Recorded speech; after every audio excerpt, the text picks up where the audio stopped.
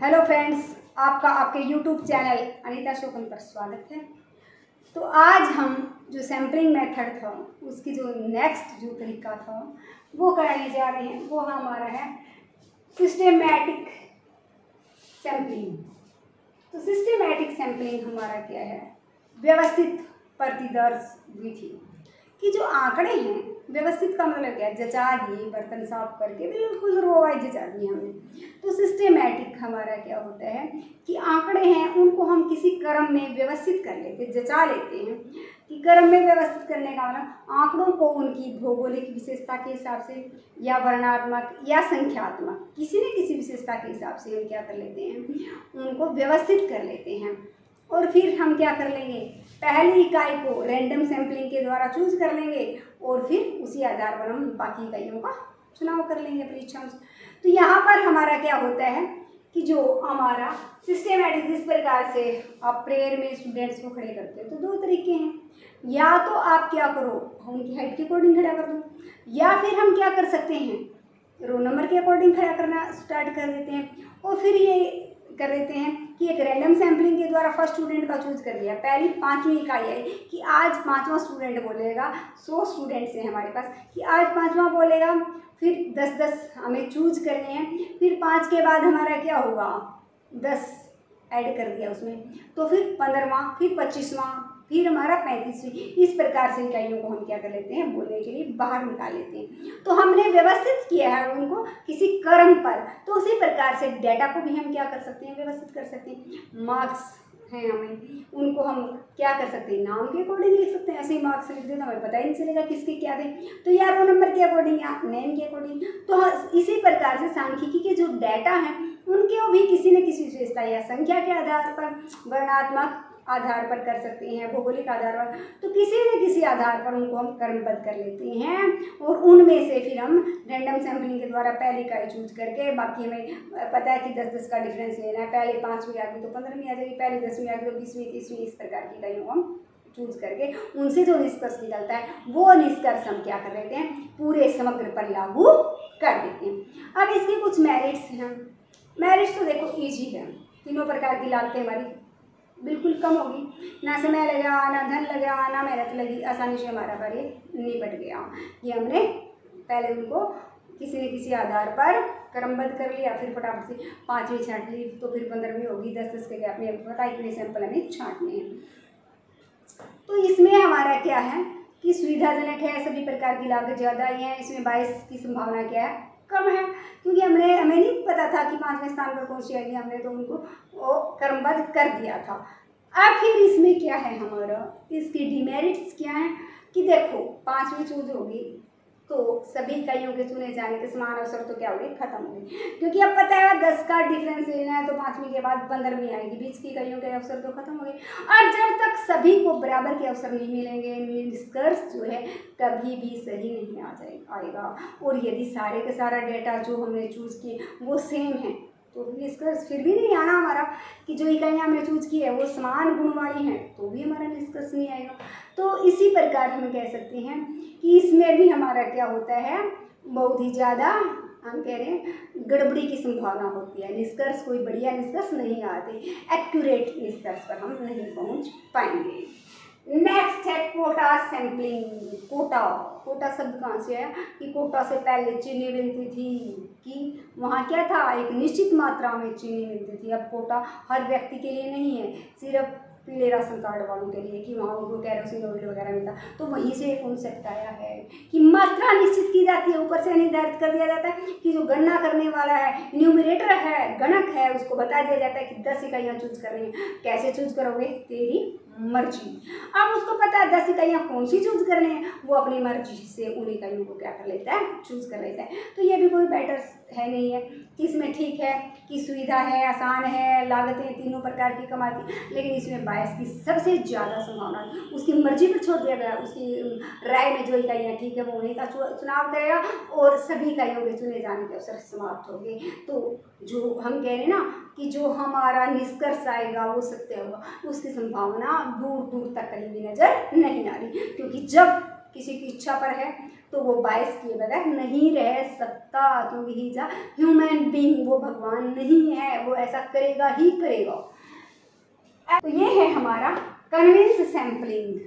तो convince sampling में क्या था, सुविधा अनुसार कि उसको जो तरीका सुविधाजनक लगता है कि अब उसकी मर्जी है कि जितने भी तरीके हैं हमारे, चाहे वो रैंडम सैम्पलिंग करे, कोई भी तरीका हम कह सकते हैं चूज कर सकता है, सहविचार का तरीका यूज कर सकता है, या जिस भी तरीके से चाहे वो अपने डेटा को जो उसको सैंपल चूज करना है वो चूज कर सकता है, निष्कर्ष निकाल सकता है। तो ये कोई बढ़िया विधि नहीं है। तो यहाँ भी क्या है, उसकी मर्जी पर छोड़ दिया गया है। तो यहाँ भी गड़बड़ी की संभावना क्या होती है, बहुत ही ज़्यादा होती है। तो इस प्रकार से अब है रिलायबिलिटी ऑफ सैम्पलिंग डाटा। तो सैम्पलिंग डाटा कि जो हमारा सैम्पलिंग डाटा क्या है, जो प्रतिदर्श सांख्यिकी है उसकी विश्वसनीयता कितनी है, कि प्रतिदर्श सांख्यिकी कितनी विश्वसनीय है हमारी, तो वो विश्वसनीय है या नहीं वो कुछ तथ्यों पर डिपेंड करेगी। पहला तो हमारा साइज ऑफ सैंपल, कि यदि सैंपल का साइज बहुत ही छोटा होगा तो वो विश्वसनीय नहीं होगी, क्योंकि वो इतना छोटा सा सैंपल 1000 में से 10 बंदों का या 5 बंदों का अध्ययन किया जाए, नहीं 1000 में से कुछ 50, 40, 100 का अध्ययन करेंगे तभी तो हमें सत्यता के नज़दीक पहुँचेंगे, क्योंकि वो 100 का जो डाटा है वो सभी का क्या करेगा, प्रतिनिधित्व करेगा। तो इस प्रकार से हम कहेंगे कि साइज जितना बड़ा होगा सत्यता के नज़दीक हम उतने ही ज़्यादा होंगे, साइज जितना छोटा होगा गलती की संभावना उतनी ही ज़्यादा होगी, गड़बड़ी उतनी ही ज़्यादा होगी। मेथड ऑफ सैम्पलिंग, कि सैम्पलिंग का मेथड क्या है, कि सैंपल चूज करने के लिए किस मेथड का यूज किया गया है। यदि वो मेथड सरल और व्यापक नहीं है तो निष्कर्ष सही नहीं होंगे, क्योंकि जो सैंपल हमने चूज किया है वो पूरे समूह का प्रतिनिधित्व तो नहीं करेगा। ऐसा मेथड यूज करना जिसमें हर एक इकाई के चुने जाने के सैंपल के रूप में बराबर के अवसर हों, बायस न हो। अब है बायस ऑफ कोरस्पोंडेंस एंड इनुमरेटर्स, कि जो सूचना देने वाला है और जो सूचना इकट्ठी करने वाला वो दोनों कोई भी पक्षपात न करें। यदि हमने जिसको सैंपल के रूप में चुना है वो सूचना गलत दे दे, हमने उससे पूछना है कि आप कितने घंटे पढ़ते हो, वो कहता है कि मैं तो सारा दिन पढ़ता हूँ, जबकि वो पढ़ता है ही नहीं घर जाके। तो यदि वो बायस कर ले, यदि वो पक्षपात करके सूचना हमें गलत दे दे तो भी हमारा क्या हो जाएगा, निष्कर्ष गलत निकलेगा। और यह जिस प्रकार से हम बहुत सारी, मान लो हमें कोई सीक्रेट सी बीमारी के बारे में पता लगाना है, आप किसी के घर जाकर अब ये पूछने लग जाओ कि हमें एक गांव में से 10 घर सील करने हैं और जानना ये हमें पता चला कि इस गांव में जो शराबी हैं वो बहुत ज़्यादा हैं, हम उनके घर जाके पूछते हैं उनसे तो वो कभी नहीं बताएंगे, वो गलत कि वो क्या कर देते हैं, यदि हमें गलत सूचना दे देते हैं तो भी हमारी क्या हो जाती है, निष्कर्ष गलत हो जाते हैं। उसी प्रकार से मान लो एड्स की बीमारी वालों के बारे में पता करना, तो हॉस्टल से हमें पता चल जाता है, जिसके घर पर जाकर पूछेंगे वो इस बीमारी के बारे में हमें कुछ नहीं बताने वाला।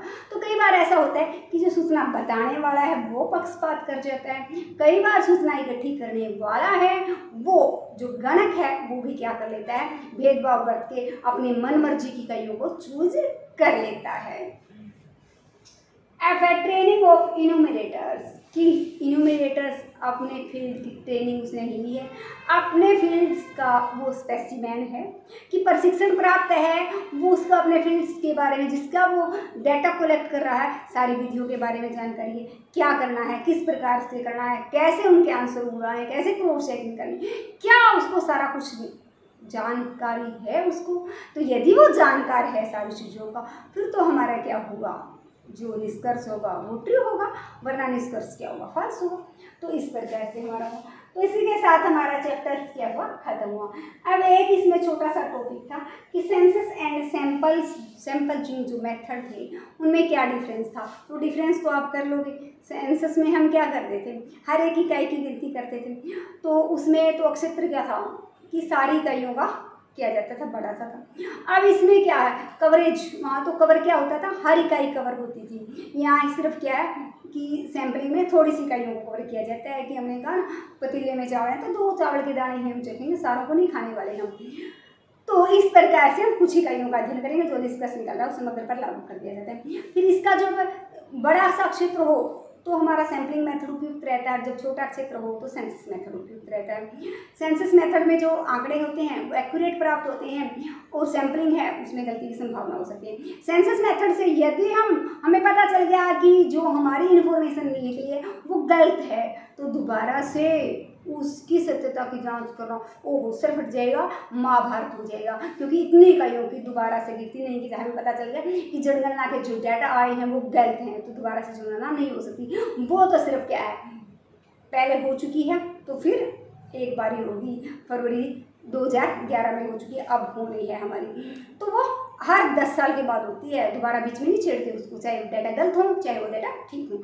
लेकिन सैम्पलिंग मेथड में क्या, हमें 10 इकाइयों का अध्ययन किया है, हमें पता है निष्कर्ष गलत है, दूसरी 10 को उठाकर उन 10 को क्रॉस करके दूसरी 10 को ले लेंगे, तो वहाँ पर सत्यता की जांच की जा सकती है। सैम्पलिंग में हम क्रॉस चेकिंग नहीं कर सकते, वहाँ पर हम साथ में हैं तो वहाँ क्रॉस चेकिंग भी हो जाती है, कई अन्य सूचनाएं भी हमें मिल जाती हैं।